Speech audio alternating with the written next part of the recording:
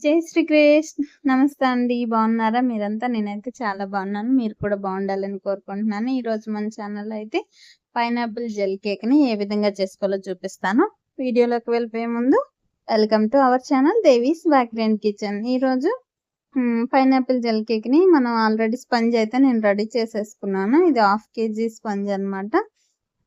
Simple గాని ఇంట్లో bakeries ఇంట్లో చేసుకునేటట్టుగానే ఉంటది. లేదు అనుకుంటే హోమ్ బేకరీ చేసే వాళ్ళకి కూడా ఇది యూజ్ అవుతుందని అనుకుంటున్నాను నా వీడియో. అలా యూజ్ అవుతుంది అనేటప్పుడు మీరు నా ఛానల్ సబ్స్క్రైబ్ చేసి లైక్ చేసి షేర్ చేయండి. అలాగే మీ ఫ్రెండ్స్కి కూడా షేర్ చేయండి. వాళ్ళకి కూడా ఉపయోగపడుతుంది అనిపిస్తే. సరేనా? నచ్చితేనే లైక్ చేసి షేర్ చేసి సబ్స్క్రైబ్ చేసుకోండి. ఇప్పుడు ఫస్ట్ అయితే స్పంజ్ అయితే రెడీ చేసేసాను కదా, ఇలాగ 3 లేయర్స్గా కట్ చేసుకోవాలి. ఈ స్పంజ్ రెడీ చేసేది కూడా నేను ఇంతకుముందు వీడియోస్లో పెట్టాను, ఒకసారి చెక్ చేయండి. ఇలా చాక్తో కట్ చేసేటప్పుడు కొద్దిగా కష్టం ఉంటుంది, ఈవెన్గా కట్ అవ్వదు అనమాట లేయరు. అలా ఈవెన్గా కట్ అవ్వాలి అనుకుంటే థ్రెడ్తో కట్ చేయటం అలాగా, లేదా బిగినర్స్కి అయితే ఈ చాకుతో కట్ చేయడం కొద్దిగా కష్టంగానే ఉంటుంది, చాలా షార్ప్ ఉంటుంది కాబట్టి. అందుకని చెప్పి మీరు థ్రెడ్తో ఏ విధంగా కట్ చేయాలన్నది నేను ఇంతకుముందు వీడియోస్లో కూడా చూపించాను, ఒకసారి చెక్ చేయండి ఆ వీడియోస్ని. అలాగైతే ఇప్పుడు చూసారు కదా ఎంత బాగా స్పంజీగా చాలా సాఫ్ట్గా తెలుస్తుంది కదా, మధ్యలో బబుల్స్ ఎంత బాగా బేక్ అయిందో, ఎంత స్పంజీగా ఉందో కేక్ అనేది. ఇలా 3 లేయర్స్గా కట్ చేసుకున్న తర్వాత దీన్ని ఇప్పుడు షుగర్ వాటర్తో మొత్తం సోక్ చేసుకోవాలన్నమాట. తడి చేసుకుంటే కొద్దిగా ఐసింగ్కి బాగుంటుంది సాఫ్ట్గా. ఇది కనీసం మనం కేక్ని కనీసం 3 hours ముందేనే ఇలా రెడీ చేసి పెట్టుకుంటేనే బాగుంటుందండి. కేక్ కటింగ్కి ఒక 3 hours 4 hours ముందుగా బిఫోర్గా చేసి పెట్టుకోవాలి. అప్పుడు మీకు కటింగ్ చేసేటప్పుడు పీసెస్ కూడా కరెక్ట్గా నీట్గా వస్తాయి. మనం ఆర్డర్స్ తీసుకునేటప్పుడు కూడా కమ్సకం 6 hours ముందు ఆర్డర్స్ తీసుకుంటే బాగుంటుంది. లేదు ఇంట్లో చేసుకునే వాళ్ళైతే కనీసం పొద్దున్న చేసుకోండి, నైట్ కేక్ కటింగ్ అంటే అన్నట్టయితే. ఇలా సింపుల్గా చిన్నగాని ఇంట్లో చేసుకునేదానికి బాగుంటుంది అనమాట. ఇంట్లో ఉండే ఫ్రెష్గా చేసుకుంటే బెస్ట్ కదా, బయట నుంచి తీసుకునే కంటే. అంటే మాలాంటి హోమ్ బేకర్స్ దగ్గర అయితే ఓకే, నేను బేకర్స్లో ఇదని చెప్పట్లేదు, బట్ ఫ్రెష్ ఐటెం కావాలి అనుకుంటే మాత్రం హోమ్ బేకర్స్ దగ్గర దొరికిద్ది. ఎందుకంటే మేము ముందుగా రెడీ చేసి పెట్టాము కాబట్టి, అప్పుడప్పుడు ఆర్డర్ వచ్చినప్పుడే నేను రెడీ చేసి పెట్టుకుంటాను కాబట్టి ఐ థింక్ నేను హైజీనిక్గానే రెడీ చేస్తున్నానని అనుకుంటున్నాను. ఇలా రెడీ చేసినాక ఫస్ట్ లేయర్లో క్రీమ్ పెట్టుకున్నాను చూసారు కదా. ఇప్పుడు ఇది పైనాపిల్ క్రష్ అనమాట. మార్లెస్సా ఏంటిది పేరు మర్చిపోయా, అది వేసుకున్నాను. ఒక 3 spoons అయితే మనకి టేస్ట్కి తగ్గట్టుగా 3 to 4 spoons వరకు యూజ్ చేయొచ్చు అనమాట మనం పైనాపిల్ క్రష్. ఈ పైనాపిల్ క్రష్ని ఇలా పెట్టుకుని సెకండ్ లేయర్ కూడా పెట్టేసుకోవటే దీన్ని కూడా వాటర్తో నీట్గా ఎడ్జెస్లో ఎక్కువగా వాటర్ తడి చేసుకొని పెట్టుకోవాలి. ఎందుకంటే కొద్ది బ్రౌనిష్ కలర్ వచ్చినాయి కదా ఎడ్జెస్, అక్కడ ఎక్కువ కొద్దిగా వాటర్ వేసుకుంటే అది కొద్దిగా బాగా సాఫ్ట్గా అవుతుంది, కొద్దిగా హార్డ్ ఉంటుంది కాబట్టి ఆ ప్లేస్లో. సరేనా? ఇలా చేసుకుంటే బాగుంటుంది అనమాట. ఈ పైనాపిల్ క్రష్ ప్లేస్లో మీరు వేరే ఫ్లేవర్ ఏదైనా వాడాలనుకుంటే వేరేది పిస్తా, బాదం, లేదంటే స్ట్రాబెరీ, వెనిలా క్రష్ కూడా ఉంటుంది, వెనిలా ఇది. మళ్ళీ ఏమొచ్చి ఇంకా చాలా ఫ్లేవర్స్ మనకి బ్లూబెర్రీ, బ్లాక్బెర్రీ అన్నట్టు ఇంకా చాలా ఫ్లేవర్ మనకి నచ్చిన ఫ్లేవర్ క్రష్ను యూజ్ చేసుకోవచ్చు ఈ పైనాపిల్ ప్లేస్లో. అప్పుడు మనకు నచ్చిన వేరే వేరే ఫ్లేవర్స్ తయారైపోతుంది అనమాట. ఏ ఫ్లేవర్ రెడీ చేయటం కోసమైనా సరే వెనిలా ప్రీమిక్స్ పౌడర్ ఉంటే సరిపోతుంది, అది ఏ ఫ్లేవర్ అయినా రెడీ చేసుకోవచ్చు. అందుకని చెప్పి వెనిలా ప్రీమిక్స్ పౌడర్ యూజ్ చేసి మనం వేరే ఇది చేసుకోవచ్చు అనమాట. వేరే కలర్ వేరే ఫ్లేవర్స్ కూడా యూజ్ చేసుకోవచ్చు. చూసారు కదా, స్పాచులాని ఎలా యూజ్ చేయాలన్నది చూపిస్తున్నాను అనమాట.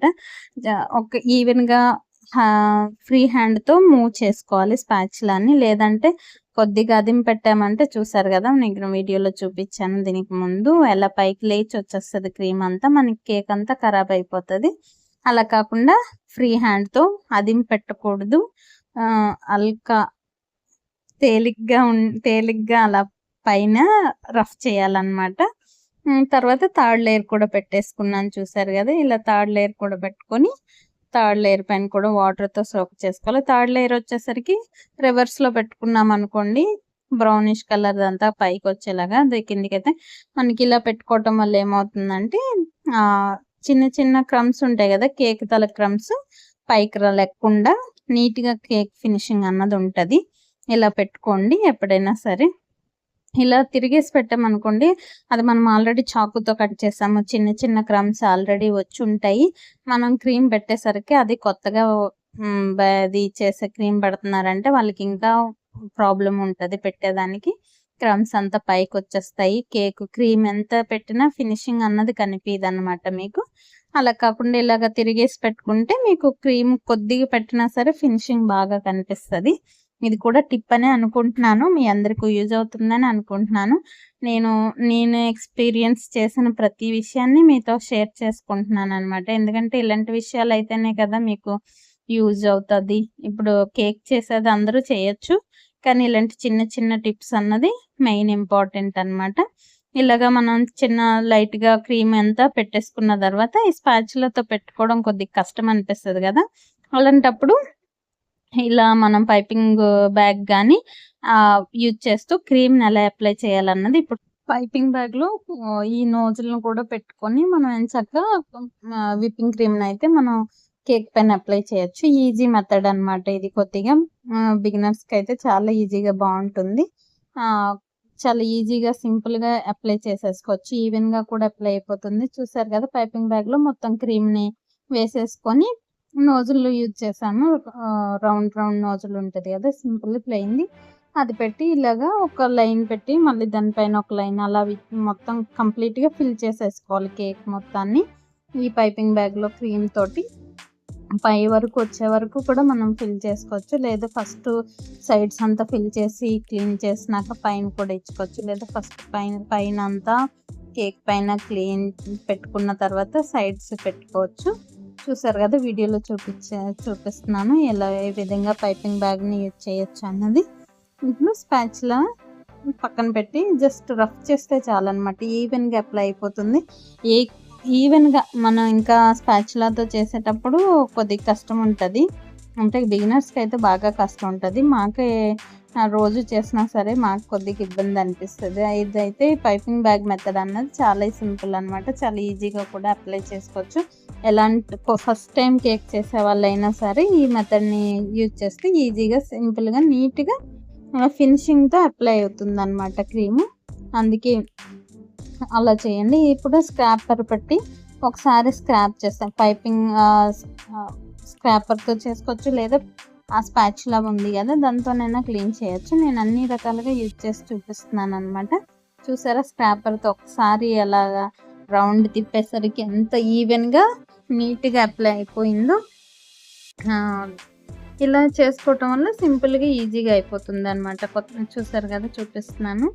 అంటే అలా అయితే ఫస్ట్ కనిపించలేదని చెప్పి ఇలాగా పైకి ఎత్తి మరీ చూపిస్తున్నాను అనమాట. ఇప్పుడు పైన ఉండే ఎక్స్ట్రా మనకి ఎడ్జెస్లో ఉండిపోయింది కదా క్రీమ్ అంతా, దాన్ని స్పాచ్లో పెట్టి ఈ విధంగా తీసేసుకోవాలని. ఎక్స్ట్రా ఏమైతే ఉందో అది ఈజీగా వచ్చేస్తుంది అనమాట, ఎక్సెస్ క్రీమ్ అంతాను. అలా ప్రతిసారి మనం స్పాచ్లాని స్క్రాపర్ పెట్టి అలాగా క్లీన్ చేసుకోవటం వల్ల ఈవెన్గా అప్లై అవుతుంది. లేదంటే మళ్ళీ ఈ స్పాచ్లకు ఉన్న క్రీము మళ్ళీ కేక్ పైన వెళ్తుంది. మళ్ళీ అప్పుడు బాగా చూసారు కదా, అక్కడ చూపించాను, వెంటనే క్లీన్ చేసుకోవాలి ప్రతిసారి. మస్ట్ అండ్ షుడ్ అనమాట ఇలా క్లీన్ చేసుకోవటం మాత్రం. అది లేదు టిష్యూతో క్లీన్ చేసుకోవచ్చు, లేదా పేపర్తో క్లీన్ చేసుకోవచ్చు, క్లాత్కి క్లీన్ చేసుకోవచ్చు. నేనైతే సింపుల్గా స్క్రాపర్కి ఇలా క్లీన్ చేసేస్తాను అనమాట.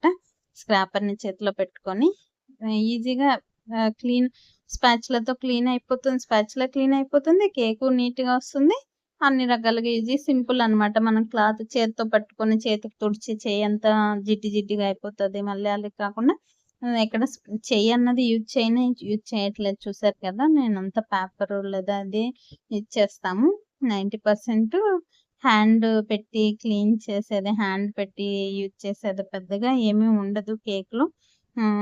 నా వీడియో కనుక మీకు నచ్చినట్టయితే, నేను చేసే విధానం కూడా మీకు నచ్చినట్టయితే లైక్ చేసి షేర్ చేసి సబ్స్క్రైబ్ చేసుకోవడం మాత్రం మర్చిపోవద్దు. అలాగే పక్కనే ఉన్న బెల్ ఐకాన్ని కానీ ప్రెస్ చేస్తే నేను అప్లోడ్ చేసే ప్రతి వీడియో మీకు వస్తుందన్నమాట. చూసారా ఇప్పుడు వేరే స్క్రాపర్‌ని కూడా యూజ్ చేస్తున్నాను. జిగ్‌జాగ్ స్క్రాపర్ అన్నమాట. 3 సైడ్స్ 3 సైజెస్ ఉంటాయి.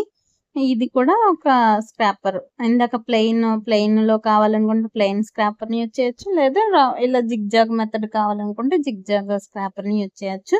ఇలా స్క్రాపర్‌ని యూజ్ చేసి సైడ్స్ అంతా కొద్దిగా చూసారా వీడియో కనిపియట్లేదని చెయ్యి కూడా అడ్డం పెట్టి మరీ చూపిస్తున్నానన్నమాట.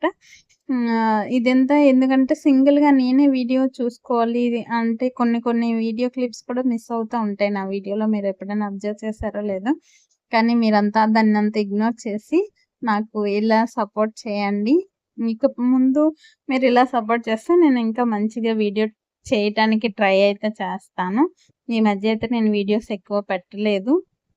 కొద్దిగా హెల్త్ ఇష్యూస్ వచ్చాయి. దానివల్ల పెట్టలేకపోయాను. అందువల్ల ఫేస్ కూడా చూపియట్లేదనమాట. కొద్దిగా హెల్త్ ప్రాబ్లమ్ ఉంది. తర్వాత నేను ఎప్పుడైనా ఒకసారి వీడియో చేస్తాను. ఇప్పుడైతే చూడండి అంతా క్లియర్ అయిపోయింది నీట్‌గా. దీన్ని కాసేపు ఫ్రిడ్జ్‌లో పెట్టేద్దాం. ఈలోగా మనం పైపింగ్ జెల్‌ని రెడీ చేసుకోవాలి. పైనాపిల్ పైపింగ్ జెల్‌ని రెడీ చేసుకుందాము. అందుకని సైడ్స్ అంతా ఎడ్జెస్ అంతా క్లీన్ చేసేసుకోండి. క్లీన్ చేసుకొని ఫ్రిడ్జ్‌లో పెట్టుకుందాం. తర్వాత పైపింగ్ జెల్‌ని ఏ విధంగా రెడీ చేసుకోవాలో చూపిస్తాను చూడండి వీడియోలో ముందు. ఇలా ఇగోండి చూసారా పైపింగ్ జెల్ ఇది ట్రాన్స్పరెంట్‌గా ఉంటది. గ్లేజింగ్ జెల్ వేరు ఉంటది. పైపింగ్ జెల్ వేరే ఉంటది. ఇది పైపింగ్ జెల్ అన్నమాట. ట్రాన్స్పరెంట్‌గా ఉంటది. గ్లేజింగ్ జెల్ అన్నది అది వైట్‌గా ఉంటదన్నమాట. అది మనకేంటంటే టైగర్ ప్రింట్ అలాంటి వాటికి యూజ్ చేస్తాము. ఇది ట్రాన్స్పరెంట్‌గా మనకి వాటర్ లాగా ఉంటది. ఇది అన్నమాట. అలాగా కొద్దిగా థిక్‌గా ఉంది కదా! కొద్దిగంతా వాటర్ వేసుకొని బాగా కొద్దిగా అంటే స్లైడ్ అయ్యేటట్టు అంటే కిందకి జారుతున్నట్టు ఉండాలన్నమాట. మనకి స్పూన్‌లో నుంచి క్రీమ్ జెల్ అన్నది కిందకి జారేటట్టు ఉండాలి. అప్పుడే కదా మనకి ఆహ్, డ్రాప్స్ కిందకి పడేటట్టు అవుతదన్నమాట. చూసారా యెల్లో కలర్ వాడుతున్నాను. పైపింగ్ జెల్‌లో యెల్లో కలర్ వేసేసరికి ఇంకొక డ్రాప్ కూడా వేసుకున్నాను. ఇంకా కొద్దిగా ఎక్కువ కలర్ కావాలనుకున్నాను కాబట్టి సేమ్ మన పైనాపిల్ కలర్‌లోనే ఉంటది. ఫ్లేవర్ కూడా ఇందులో కూడా ఇందులో చూసారా పైపింగ్ జెల్‌ని పైపింగ్ బ్యాగ్‌లో ఎలా వేసానో గ్లాస్‌లో పైపింగ్ బ్యాగ్ పెట్టేసి దానికి ఇది పెట్టి దాంట్లో పైపింగ్ జెల్‌ని వేసాను. చిగురు కొద్దిగా కట్ చేసుకోవాలన్నమాట. లాస్ట్ ఆ ఎడ్జ్ అన్నది చిన్నది కట్ చేసుకుంటే మనకి నీట్‌గా కట్ అయ్యి చూసారా వీడియోలో చూపిస్తున్నాను. అలా చిన్నగా కట్ చేసుకోండి. పెద్దగా కట్ చేయొద్దు. ఎందుకంటే ఎక్కువ ఇది పైపింగ్ జెల్ ఆల్రెడీ కొద్దిగా లిక్విడ్ ఫామ్‌లోనే మనం రెడీ చేసుకున్నాం కాబట్టి మరి ఎక్కువ ఇంకా జారిపోతది. బాగుండదప్పుడు. ఇలాగా మనం జిగ్‌జాగ్ లాగా పైకి కిందికి అలా వేసుకుంటే ఈజీగా నీట్‌గా కింద వరకు డ్రిప్ అవుతదనమాట. డ్రిప్ అవ్వటానికి వీలుగా ఉండేటట్టే మనం జెల్‌ని ప్రిపేర్ చేసుకున్నాము. అదే విధంగా మనం డ్రిప్ అయ్యేటట్టు మనం కూడా వేసుకోవాలనమాట. వేసుకునేటప్పుడు ఎడ్జెస్‌లో చూసారు కదా! ఏ విధంగా ఏస్తున్నానో. ఇలాగా మీకు కూడా ఈ వీడియో ఉపయోగపడిందని అనుకుంటున్నాను. కామెంట్ సెక్షన్‌లో అయితే కామెంట్ చేసి చెప్పండి. ఏ విధంగా మీకు ఉపయోగపడింది ఏంటని. ఇలాగ మొత్తం జెల్ మొత్తం వేసేసుకోవచ్చు. కేక్ మొత్తాన్ని జెల్‌తో మనం కంప్లీట్‌గా కవర్ చేయొచ్చు. లేదు ఇలా కొద్దిగా కావాలనుకుంటే కొద్దిగా మనం ఉంచుకోవచ్చు.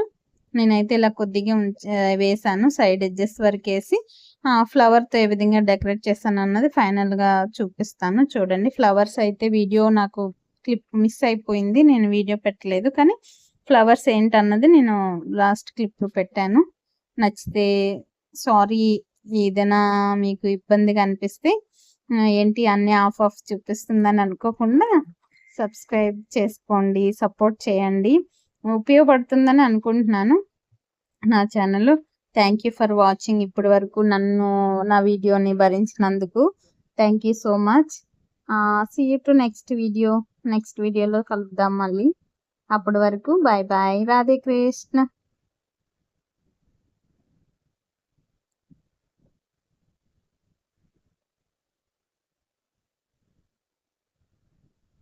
చూడండి ఫైనల్‌గా ఇదన్నమాట. ఇలా ఫ్లవర్స్ రెడీ చేసుకున్నాను.